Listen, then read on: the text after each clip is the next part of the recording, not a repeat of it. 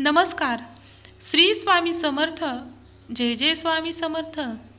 सर्वप्रथम ज्या भक्तांच्या समोर स्वामींचा हा संदेश आला आहे त्या भक्तांच्या पाठीवर साक्षात स्वामी आईने प्रेमाचा हात फिरवला आहे.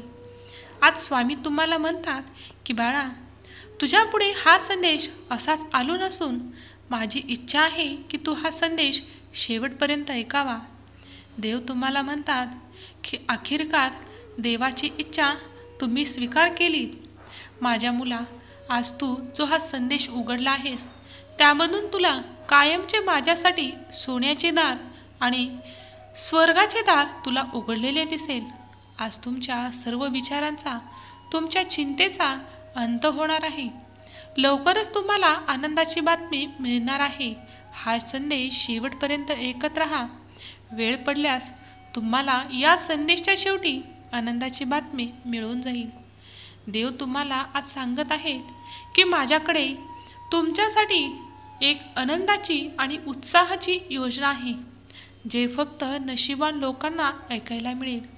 स्वामी म्हणतात की बाळा, जीवन जगत असताना कित्येक वेळा तू रडला आहेस, कित्येक वेळा तू माझ्याकडे प्रार्थना केली आहेस, कित्येक वेळा तुझ्या दुःखाचे गराणे माझ्याकडे घातले आहेस. पण बाळा, स्वतःला हारू देऊ नकोस, कधीही कोणापुढे नमवू नकोस. कारण ज्या दिवशी तू तुझ्या मनाला स्वतःला कमी लेखशील आणि आतून खचून जाशील, त्यावेळी तुझ्यावर उपचार करण्यासाठी या जगामध्ये कुठलाही डॉक्टर आणि कुठलाही वैद्य मिळणार नाही. त्यामुळे सर्वात पहिले तुझ्या मनाला भक्कम बनव.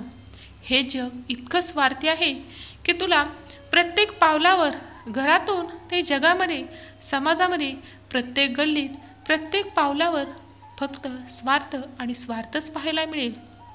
मग त्यामध्ये तू असा एक हरवलेला हिरा आहेस की जो तू तुझ्या मनाला फक्त चांगल्या गोष्टी देण्याचा प्रयत्न करतोस, चांगले कृत्य करण्याचा प्रयत्न करतोस आणि तुझ्यामुळे कोणाला त्रास होणार नाही, कोणाच्या डोळ्यात तुझ्यामुळे पाणी येणार नाही याची तू पुरेपूर काळजी घेतोस. पण हे जगही तुझ्यासारखाच विचार करणारे आहे असे कधीच समजू नकोस. कारण इथे फक्त स्वतःच्या सुखाचा विचार केला जातो. पुढच्याला काय वाटते आणि पुढचा आपल्याबद्दल काय विचार करतो याचा विचार मुळीच केला जात नाही. बाळा, तो काळ गेला आहे जिथे फक्त तंत्र आणि मंत्र हे लोकांचा उपचार करण्यासाठी आणि लोकांच्या भल्यासाठी केला जात असे. आता फक्त चालतात ते फक्त षडयंत्र, जे की फक्त तुम्हाला चांगल्यातून वाईट कसे बनवायचे आणि तुमच्या जीवनात संकटे कशी आणायची यासाठी वापरले जातात. त्यामुळे वेळी सावध हो. प्रत्येक वेळी इतरांना सुखच देण्याचा प्रयत्न करू नकोस. फक्त तुझ्याकडून कधी कोणाचे वाईट होणार नाही आणि कोणाच्या दुःखाचे तू स्वतः कारण बनणार नाही या गोष्टीचा विचार कर. या जगात तू कितीही कोणासाठी काहीही केले तरी हे जग तू केलेल्या कामाचे कधीही मोल जाणणार नाही आणि तू केलेल्या कामाची कधीही योग्य पोचपावती तुला देणार नाही. त्यामुळे गेलेल्या कठीण प्रसंगातून तू शिक्षण घे आणि त्यातून सहजपणे बाहेर पडता येईल याची जी मी तुला शिक्षा आणि जी तुला शक्ती दिली आहे ती अवसरून तू देवाच्या कृपेने चांगल्या लोकात बसण्याचा नक्कीच प्रयत्न कर. पण नेहमी इतरांवर विसंबून राहणे, इतरांसाठी चांगले करत राहणे हे खूप चांगले कृत्य आहे. परंतु ज्या ठिकाणी तुझ्या आत्मसन्मानाला तडा दिला जातो, तुझा विचार केला जात नाही, तिथे मात्र तू स्वतःला सर्वात पहिले प्राधान्य द्यायला हवे. कारण स्वतःची किंमत स्वतः ठरवली तरच हे जग तुम्हाला किंमत देऊ शकते. जरी तुम्ही बऱ्याच गोष्टीबद्दल चिंतेत असाल तरी त्याच वेळेवर विश्वास ठेवा की तो तुम्हाला शांती, उपचार आणि विजयाचा आशीर्वाद देणारा देव तुमच्या सोबत आहे. जेव्हा तुम्हाला पूर्णपणे अडखळल्यासारखे वाटेल, तुम्ही थकलेले असाल, पुढे जाऊ शकत नाही, तेव्हा मात्र देवाला हाक द्यायला विसरू नका. कारण हा देव जे लोक चांगले वागतात, चांगल्या संस्काराने जीवन जगतात त्यांना कधीच एकटे सोडत नाही. तेव्हा निराश होऊ नका. आनंदी राहा आणि आनंदाने कार्य करत राहा. जेव्हा तुम्हाला काही गोष्टी अशक्य वाटेल तेव्हा मात्र तिथे शरण यायला घाबरू नका. तुमच्यासाठी अशक्यही शक्य करून दाखवणारा हा देव तुमच्यासाठी आहे आणि अशक्य ते अशक्य चमत्कार स्वीकार करण्यासाठी.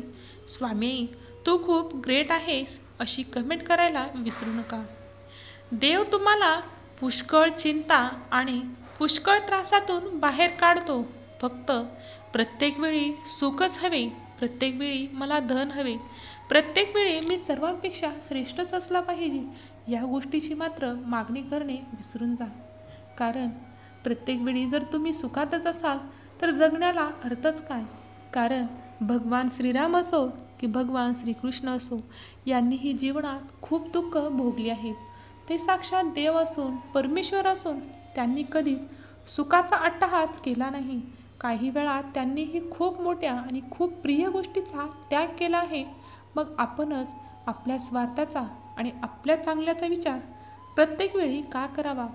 कधीकधी समाजामध्ये आपली किंमत वाढण्यासाठी आणि आपली पदप्रतिष्ठा कायम ठेवण्यासाठी आपल्या मनाच्या विरुद्ध विचारही स्वीकारावे लागतात. जो व्यक्ती प्रत्येक वेळी माणसामधला माणूस जागवून ठेवतो, प्राणीमात्रावर प्रेम करतो, वृक्षावर कृपा करतो, त्यांना देव कधीही आयुष्यात कमी पडू देत नाही. तू माझा प्रिय बाळ आहेस, मी तुला कधीच दुःखी पाहत नाही, तू विचार करत नाही असे विचार मी तुझ्यासाठी अगोदरच करून ठेवले आहेत. तेव्हा लक्षात ठेव, मी तुझ्यासोबतच आहे. मी तुझ्यापासून दूर गेलेलो नाही. फक्त माझे अस्तित्व जाणवून घेण्यासाठी तुझे मन तू स्वच्छ ठेव. अभिनंदन बाळा, काही दिवसात तू आणि मी एकत्र दिसणार आहोत. तुझ्या आयुष्यात माझे अस्तित्व तुला जाणवायला सुरुवात होईल. प्रत्येक गोष्टीत तू देवाचे अभिमान आणि देवाकडे असणारे तुझे अधिकार स्वीकार न करता सर्व काही देवाच्या स्वाधीन करशील आणि देवाच्या मार्गाने चलत राहण्यासाठी देवाकडे प्रार्थना करत राहशील. आज तुमच्यासाठी हा देवाचा खूप महत्त्वाचा संदेश आहे. तुम्ही तुमच्या मनातल्या त्या छोट्या आवाजांचा विचार करणे कधी थांबवले आहे का? जो म्हणतो की मी ठीक आहे किंवा मी हे करू शकत नाही, हे सर्व देवाच्या सामर्थ्याने होईल, मला ते शक्य नाही, म्हणून तुम्ही त्या गोष्टीपासून दूर जातात. परंतु देवाने तुम्हाला ती शक्ती आणि गुरुकिल्ली दिली आहे, जी तुम्हाला नकारात्मक विचारापासून दूर ठेवते आणि तुमचे आयुष्य तुम्ही कसे बदलू शकाल हे तुमच्या हातात आहे. तेव्हा देवाच्या प्रतिमेत तुम्ही बनणार कसे चांगले हे मात्र विसरू नका.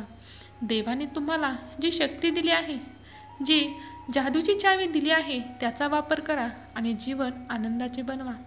कारण तुम्हाला जर सत्य जीवन जगायचे असेल, आनंदाचे जीवन जगायचे असेल, तर जीवन जगण्यासाठी खूप धन, दौलत, पैसा, पद, प्रतिष्ठा असावी लागते असं नाही. तुम्ही आहे त्या परिस्थितीतही खूप आनंदाने आणि सुखाने जीवन जगू शकता. फक्त त्यासाठी हवे आहे ते तुमच्या मनामध्ये असणारे समाधान आणि तुमच्या मनावर असणारे तुमचे नियंत्रण. याच गोष्टी तुम्हाला तुमच्या जीवनात यशस्वी बनवतात आणि सुख दुःख याचा तुमच्या जीवनामध्ये काहीच परिणाम होत नाही आणि तुम्ही या मोहमायेच्या जगापासून खूप दूर जाऊन अलिप्त होऊन सुखाचे आणि आनंदाचे क्षण जगत असतात. धन्यवाद. श्री स्वामी समर्थ. जय जय स्वामी समर्थ. परत भेटूया असे सुंदर अनुभव ऐकत. श्री स्वामी समर्थ.